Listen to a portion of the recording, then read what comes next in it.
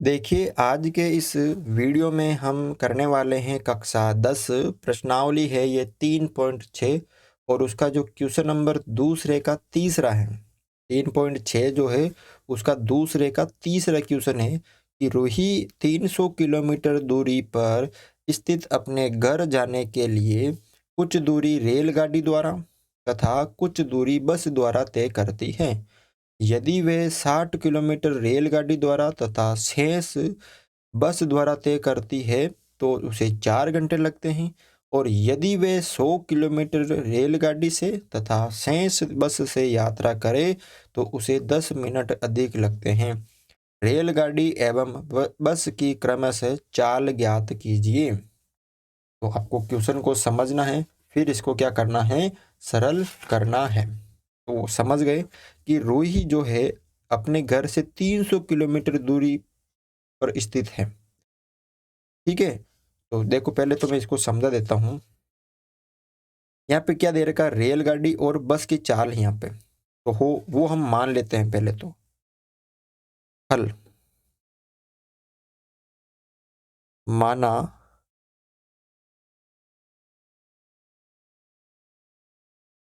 रेलगाड़ी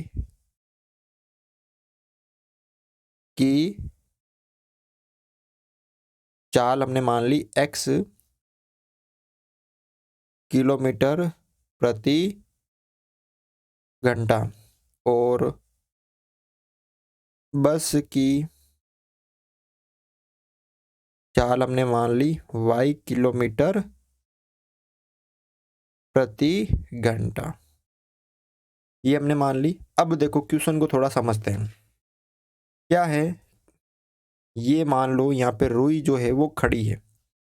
ठीक है, यहाँ पे वो खड़ी है और यहाँ से उसके घर की जो दूरी है वो कितनी है, 300 किलोमीटर है। उसका ये घर है।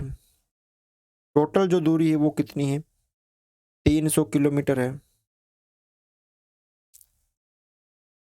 ठीक है, और वो कितनी, वे 60 किलोमीटर, यहाँ से मान लीजिए यहाँ तक ये 60 किलोमीटर रेलगाड़ी से, यहाँ तक ये 60 किलोमीटर। तो शेष कितनी होगी, शेष हो जाएगी आपकी यहाँ पर 240। 300 में से 60 गए तो यानी 240 किलोमीटर बस से तय करती है। टोटल दूरी थी 300 किलोमीटर, उसको 60 किलोमीटर तो वो रेलगाड़ी से और 240 बस से, तो उसको जाकर समय कितना लगता है, 4 घंटे। समझ में आ गया आपको। ये हम डायरेक्ट स्थिति करवा रहे हैं, पहली स्थिति करवा रहे हैं। स्थिति आप लिख लेना यहाँ पे पहली। ये क्वेश्चन शुरू हो गया आपके, ठीक है ना।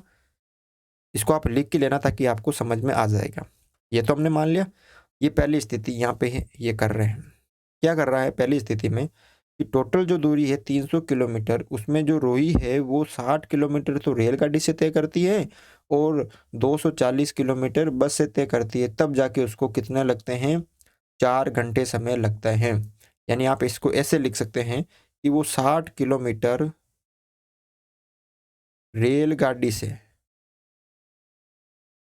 और प्लस 240 वो बस से तय करती है, तब जाके वो 4 घंटे में पहुंचती है।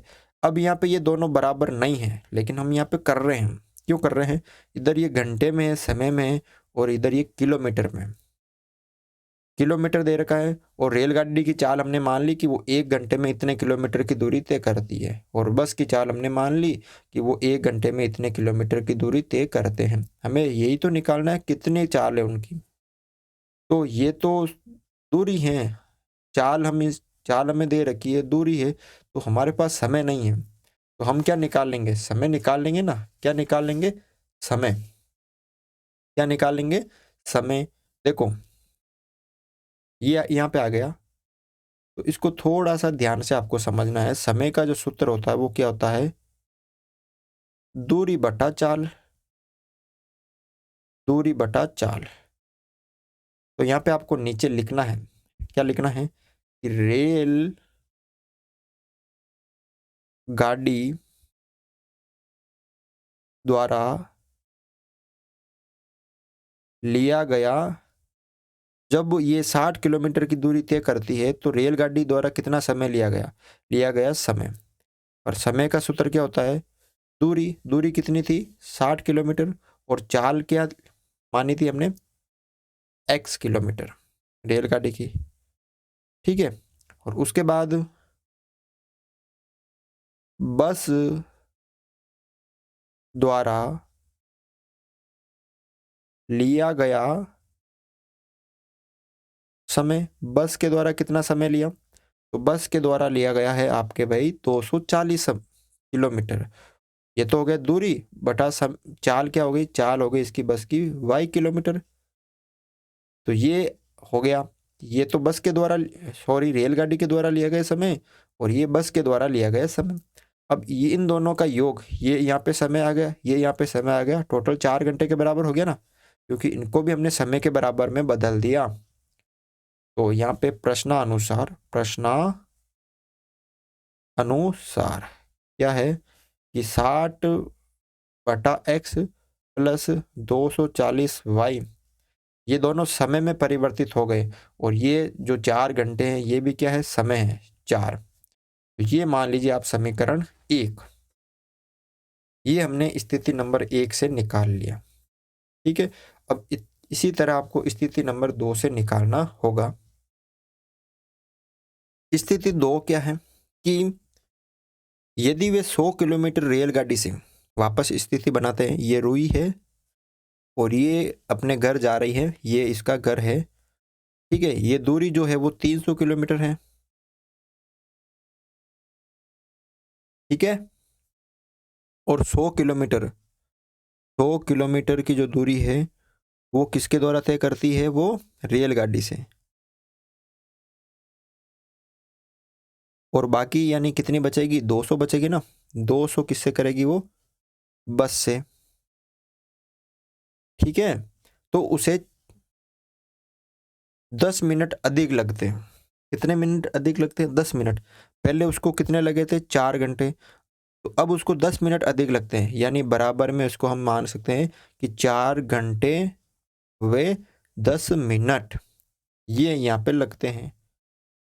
ठीक है, 4 घंटे तो पहले लगते थे, लेकिन अगर वो 100 किलोमीटर तो रेलगाड़ी से और 10 और कितने शेष यानी 200 किलोमीटर बस से करती है, तो उसको 10 मिनट अधिक लगते हैं। मतलब 4 घंटे पहले लगते थे तो 10 मिनट उसको और ज़्यादा लगेंगे, यानी 4 घंटा और 10 मिनट। समझ में आ गया। अब इसको आगे करते हैं सरल। देखो, चाल हमने क्या मानी थी रेलगाड़ी की, रेलगाड़ी की हमने चाल मानी थी x किलोमीटर प्रति घंटा, और बस की क्या मानी थी हमने, y किलोमीटर प्रति घंटा। ठीक है, अब देखो ध्यान से कि 100 किलोमीटर रेलगाड़ी से और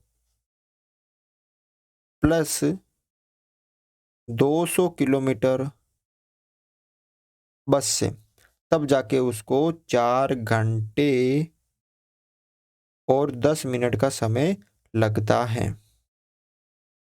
तो पहले तो इनको क्या करो, इसको हम कर देते हैं सरल,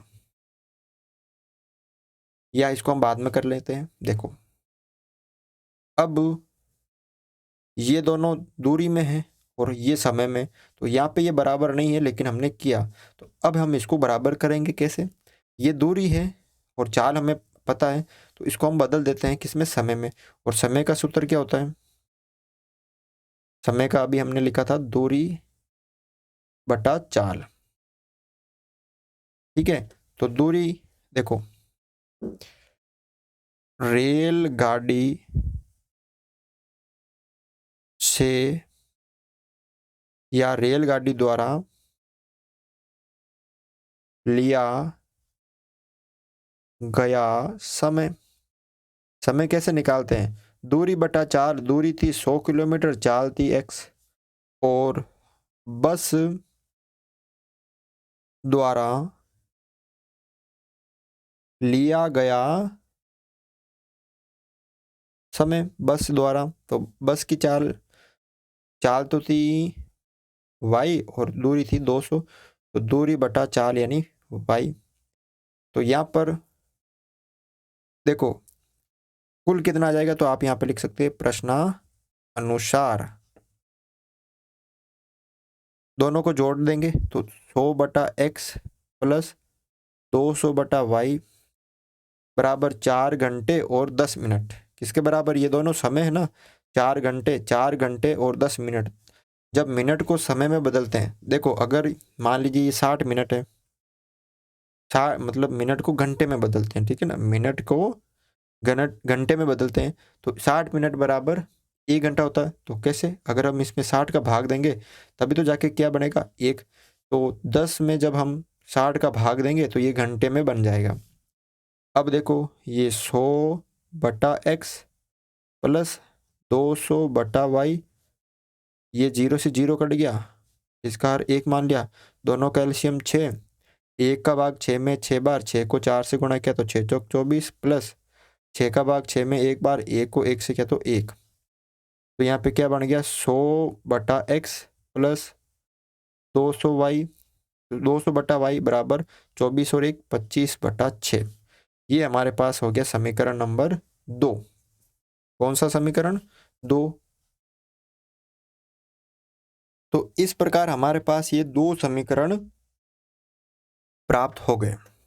ठीक है, तो अब यहाँ पे देखो, इसको अगर मैं ऐसे लिख सकता हूँ ना, 60 गुणा 1/x प्लस 240 गुणा 1/y बराबर 4। इसको ऐसे मैं अलग अलग लिख सकता हूँ, सेम इसी तरह 100 गुणा 1/x प्लस 200 गुणा 1/y बराबर 25/6।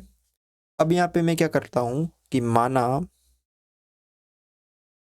क्या मान लिया मैंने कि जो 1/x है ना, 1/x उसको मैं p मान लेता हूँ और 1 जो y है उसको मैं q मान लेता हूँ। तो यहाँ पे 60 इंटू 1/x की जगह p प्लस प्लस आ गया। उसके बाद यहाँ पर देखो 240 गुणा और 1/y की जगह q बराबर 4। ठीक है, और यहाँ पर 100 गुणा 1/x की जगह p प्लस 200 इंटू 1/y की जगह q बराबर 25/6। अब देखो यहाँ पर 60 को p से गुणा करेंगे तो 60p प्लस 240 को q से करेंगे तो 240q बराबर 4। 100 को p से करेंगे तो 100p प्लस 200 को q से करेंगे तो 200q बराबर 25/6। थोड़ा मैं इस समीकरण को सरल कर लेता हूँ। ये तो हमारे पास हो गया क्योंकि इसमें भिन्न के रूप में नहीं है। थोड़ा ये समीकरण 6 आ रहा है तो 6 मैं इधर लेके आ जाऊंगा, तो ये भाग में तो इधर गुणा में, तो 6 गुणा ये इस पूरे से गुणा हो जाएगा, 100p प्लस 200q बराबर इधर 25 बचेगा। 6 को 100 से गुणा किया 600p प्लस 6 को 200 से किया तो 6 दूनी 12, 1200q बराबर 25। तो इस प्रकार हमारे पास 2 समीकरण प्राप्त हो गए, ये समीकरण 2, ये समीकरण 1। ठीक है, अब देखो ये हमारे पास 2 समीकरण प्राप्त हो गए। अब इनको आपको सरल करना है, तो ये तो हमें माना था हमने 1 और ये समीकरण 2। अब देखो इनको किसी भी विधि से सरल कर सकते हो। तो मैं यहाँ पर देखो, यहाँ पे 600 आ रहा है, इसको अगर मैं 10 से गुणा कर देता हूँ तो 600 आ जाएगा। फिर इनको हम विलोपन विधि से कर देंगे तो समीकरण 1 को 10 से गुणा करने पर, किससे गुणा करने पर? 10 से। तो 60 को 10 से करेंगे तो 600 पी प्लस 240 को 10 से करेंगे तो 2400 हो जाएगा, यानी 2400 क्यू हो जाएगा, बराबर 4 को 10 से करेंगे तो 40। ठीक है, ये हो गया यहाँ पे समीकरण 3। ठीक है, अब इसमें क्या करेंगे हम, समीकरण 3 में से 2 को घटाने पर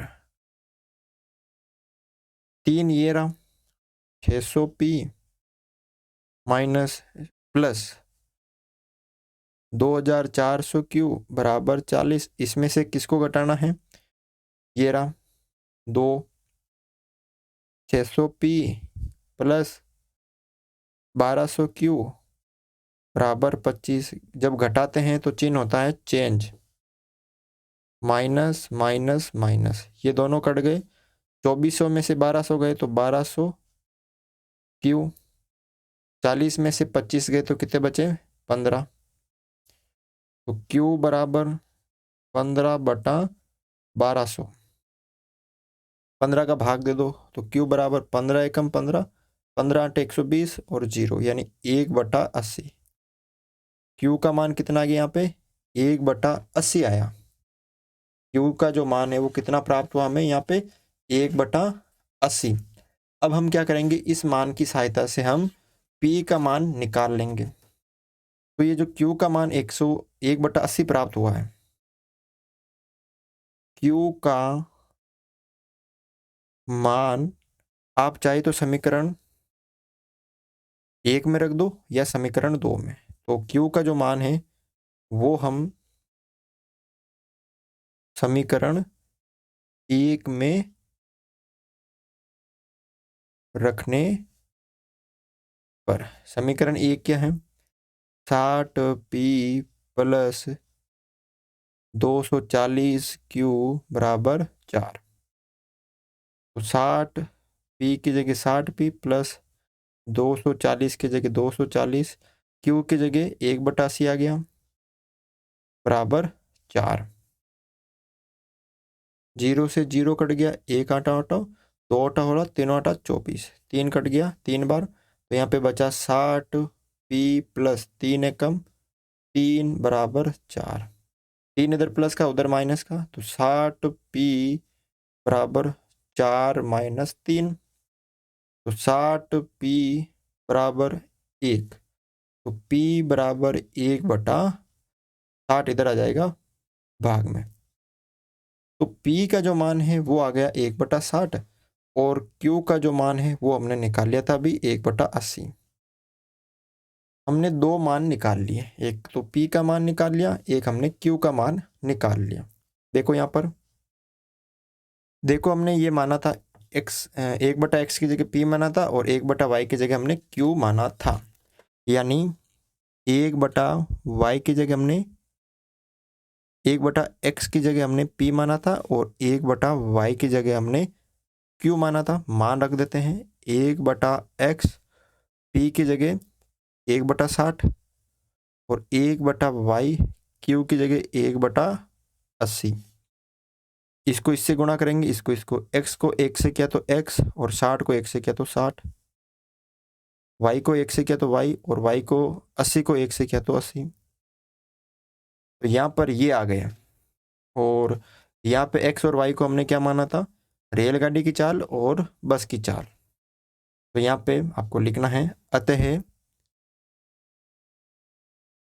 रेल गाड़ी की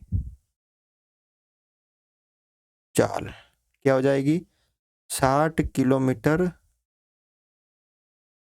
प्रति घंटा। जो रेलगाड़ी है वो कितनी दूरी तय करती है 1 घंटे में 60 किलोमीटर, और बस की जो चाल है, बस की चाल है 80 किलोमीटर प्रति घंटा। ठीक है, इस तरह से आपको ये क्वेश्चन सरल करना था। वीडियो अच्छा लगा तो वीडियो को लाइक ज़रूर करें।